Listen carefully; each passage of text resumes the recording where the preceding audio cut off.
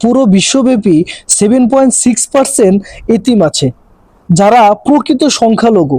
আমরা তাদের ব্যাপারে খুব কম কথা বলি, কিন্তু আশ্চর্যের বিষয় হচ্ছে আল্লাহ তাআলা 1400 বছর আগে কোরআনে তাদের হক সম্পর্কে কথা বলেছেন। আল্লাহ তাআলা সূরা মাউনের প্রথম 3টে আয়াতে বলছেন যে, ইয়া রাসূল, আপনি কি তাকে দেখেছেন যে আখিরাত দিবসকে অস্বীকার করে? সেই তো ওই ব্যক্তি যে এতিমকে ধাক্কা দেয় এবং মিসকিনকে খাবার দানে উৎসাহিত করে না।